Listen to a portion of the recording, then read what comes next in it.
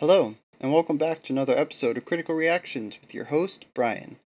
Today we are finishing up our Tech and Death Week with probably one of my most requested bands. I can barely even fit on this.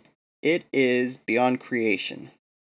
We have requests from Abdulaziz Jamal, Afterlife Tattoo Studio, Linux Geek 3124, Fura Fowlocks, Perlimpipin 101, Ryan Schindler, Dr. Strax, Joe Legend, Chris Popo, Edge Forever, Avocadri, that's awesome.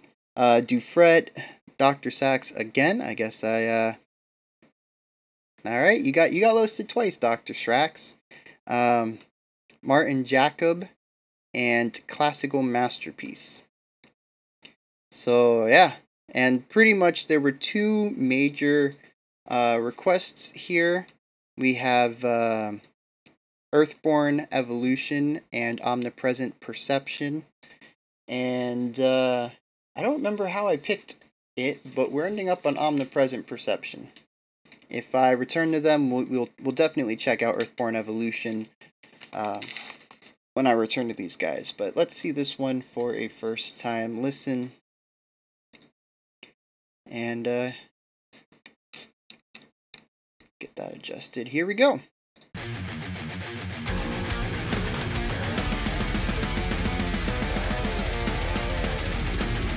Fretless bass. Oh, you hear that bass in the background though?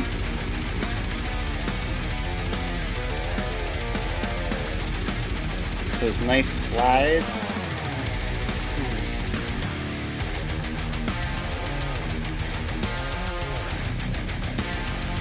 Yeah, these guys are all just real good at what they do.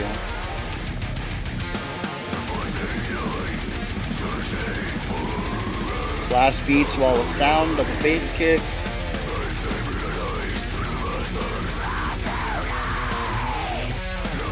Alright, two fry techniques.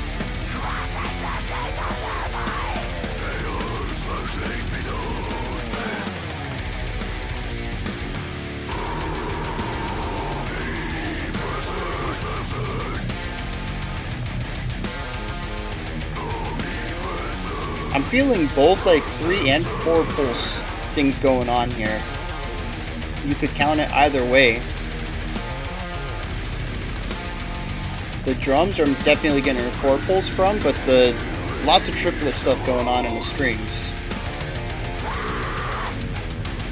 Alright, we got some layering on the vocals.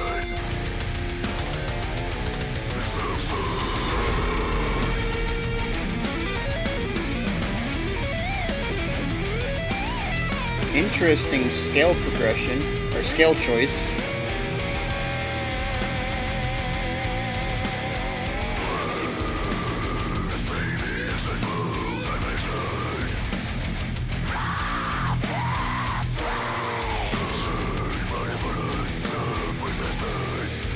That bass is coming in real clear.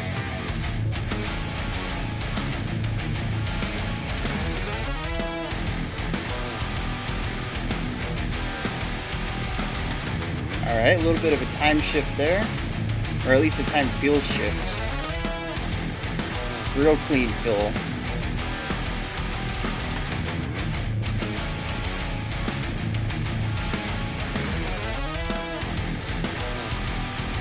Yeah, I think this is a feel shift, kind of that abruptness, but I don't think we've actually changed time signatures.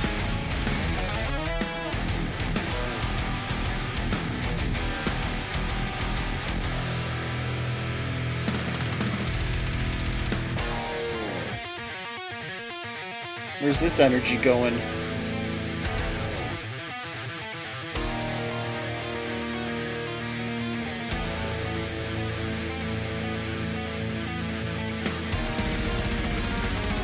Oh.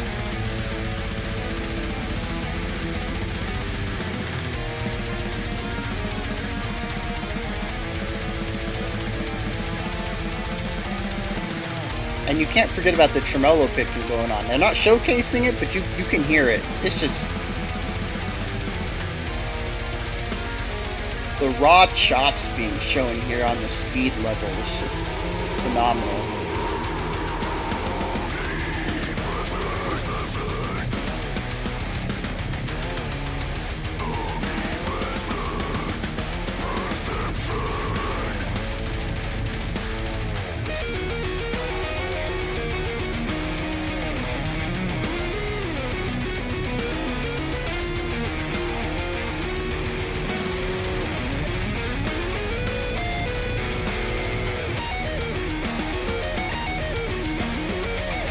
Real tasteful solo.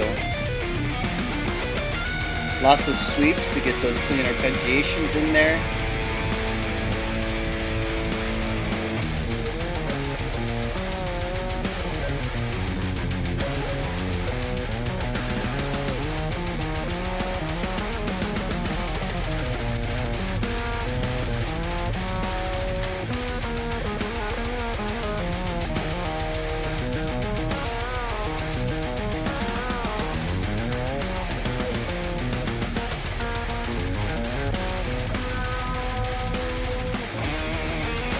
Very nice.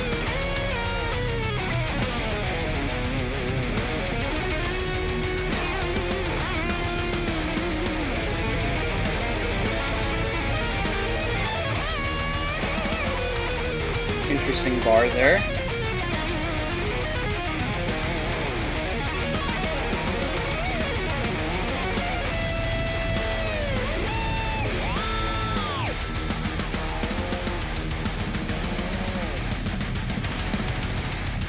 I really love the solos. I'm not sure I like the solo section.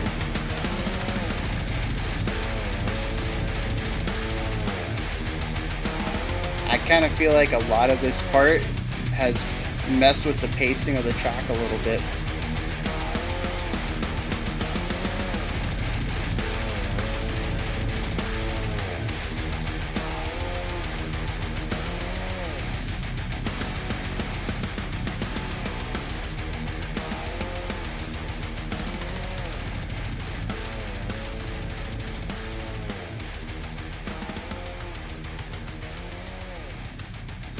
All right.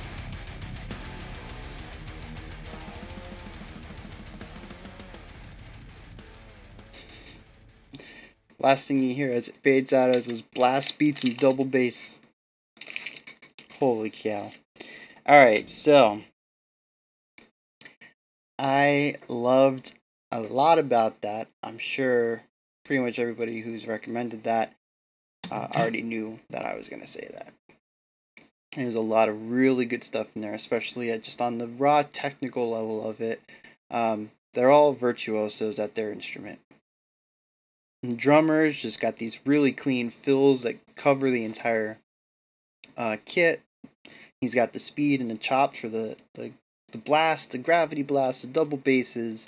There was one when he was doing the gravity blast, his left hand was all over the place. I mean, it's not even like he was focusing all his energy on that. He was doing that while doing double bass, and his left hand was like just bouncing around between cymbals. I mean, it's just, my brain can't even comprehend doing something like that, and he just makes it look effortless. Then you got all three guitarists who just, they got the chops for it. They got the chops to play the speed. They got the chops to play, the real intricate stuff, the tapping, the double tapping, the sweeps. There are a couple of harmonics, I think, in one of the opening riffs. Maybe it was closer to the middle. They didn't overuse them, which is good. I feel like there was definitely a period in rock and metal. Maybe this was 2013, this was uploaded in 2013. So it was definitely around the time that I think the harmonics were kind of being overused. Though maybe that was a different genre. I don't know. I hope you guys know what I'm talking about there. There's the point where it felt like every band was doing these harmonics, especially pinch harmonics, to just kind of do these crazy jumps between riding the lowest string and then getting this huge height jump, like a pitch height, and then coming back down, bouncing between. Anyways, I'm getting way off topic here. Yeah, so and then the lead singer is also one of the guitarists, and he had two different vocal styles. The other guitarist also did some backup screams. I mean, everybody in this group is just very talented. Uh, but it didn't work for me.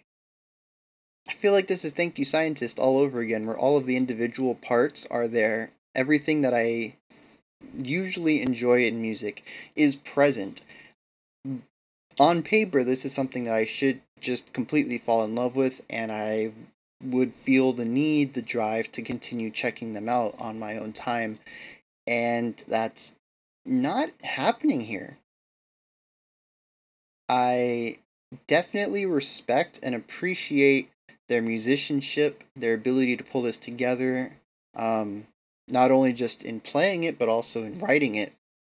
Writing something like this is not an easy task, and then you got to practice and get it all together. And there's a lot of effort that goes into this that I highly respect. But something's missing, and I don't know what it is. I mentioned that close to the end, I really enjoyed the solos themselves. I think each solo was actually very tasteful. They weren't necessarily just kind of shredding and seeing who could be the fastest shredder, um, or who could steal the spotlight for the song. They all kind of had very well thought out solos. They weren't like abrupt jumps when we had the chord progression reset back to one. Um, they were well written solos, all of them. Uh, but I felt like it really messed with the pacing of the song. I don't know if maybe we should have had the solos spread out a little bit. It felt like a jazz track.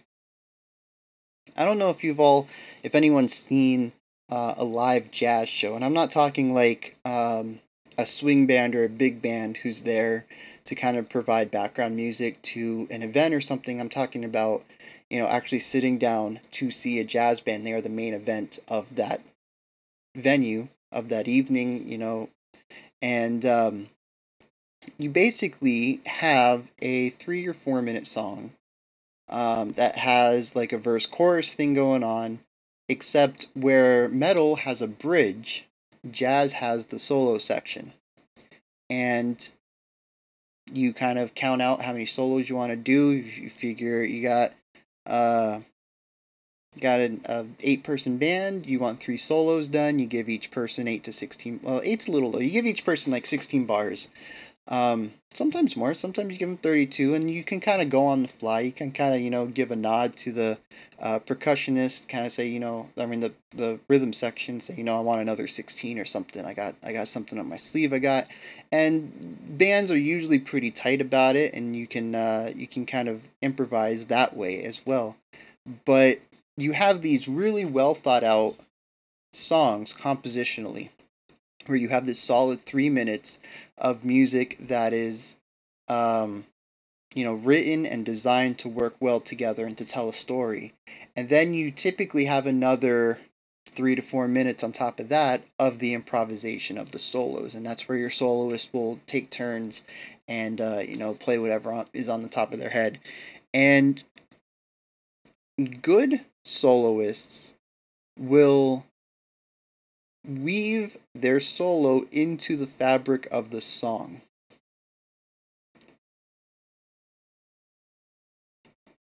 Well, I mean, excellent soloists will weave their solo into the fabric of the song. It'll feel like it was naturally composed to be a part. Like if that solo wasn't in that song, the song would have been a lesser version of itself. A good soloist is entertaining.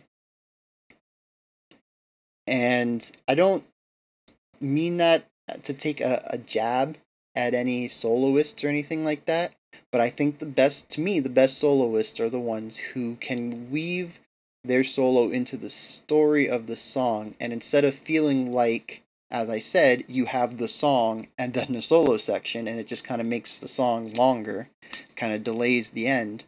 Um, it adds to it and kind of makes the song feel lesser for not having that solo in it. And I think that's kind of what I got here.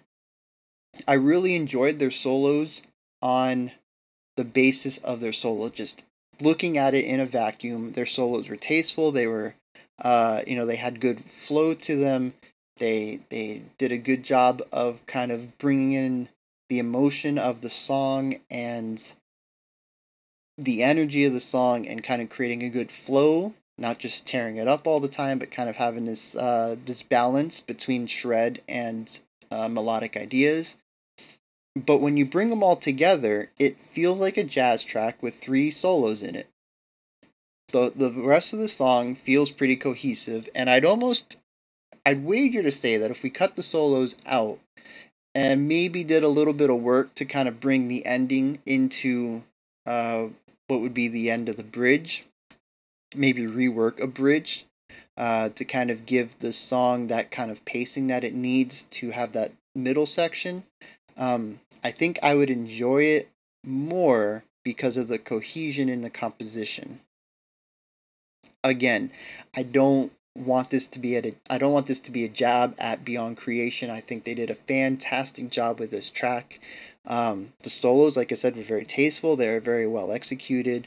It's just something was missing, and the one negative aspect that I really had to say was pacing. And I almost wonder if we could pace the song better. And maybe we wouldn't even need to take the solos out, but maybe we can find different ways to weave them in. Instead of doing the bulk of the song, then the 3 solos, and then the ending, we can work the solos into the rest of the song and create something closer to a rhapsody. And I know that gets away from the idea of the song. It kind of changes a lot of the identity of the song. So it might not be a great solution to this problem, especially if people don't see it as a problem. If they see this track as perfection, they wouldn't want it messed with at all.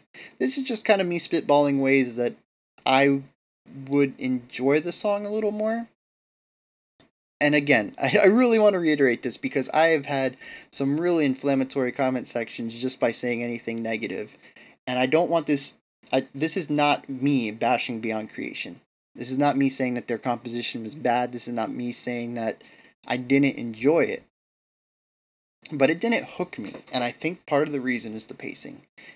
And like I said, I wonder if there's a way that the pacing could have been addressed without making too large scale of changes to the song. Maybe just reordering the parts that are already there. So, but yeah, overall, I really enjoyed this track. I really enjoy the band. I love the energy they're bringing, the technicality, their musicianship, the way that they compose the individual riffs. I mean, there's a lot of cool things going on here. And like I said, on paper, if you wrote down all the unique aspects of this song, I'd be like, yeah, this song's for me. I'm gonna have to go out and check the rest of this band's discography out. But having actually listened to it, it's missing something to just kind of hook me in. It's missing that oomph, and like I said, pacing was the only really negative thing I could say about it from a first time listen. So yeah, that's Beyond Creation, Omnipresent Perception. Like I said, it was pretty heavily requested. If this was a band that you've listened to that you love, please don't take my words too harsh. It's just an opinion of a guy on the internet. Let me know what other tracks though you might think I'd be more interested in. Maybe I picked the wrong one and I should have went with Earthborn Evolution. So let me know. If you haven't heard this before, what do you guys think of this band? Is it up your alley? Are you going to go check out the rest of their stuff? Are you good just having heard the one song? You enjoyed it, but not enough to look at other stuff? Did you hate it? Was this song just like absolute trash and you don't want to hear anything like it ever again? Let me know down in the comments while you're down to make sure you like, subscribe, and ring that bell. And I'll be back tomorrow, another episode with the new week. We got some pretty cool things coming in next week I think y'all are going to be happy with. So, yeah, until then, everyone stay safe out there and have a fantastic day.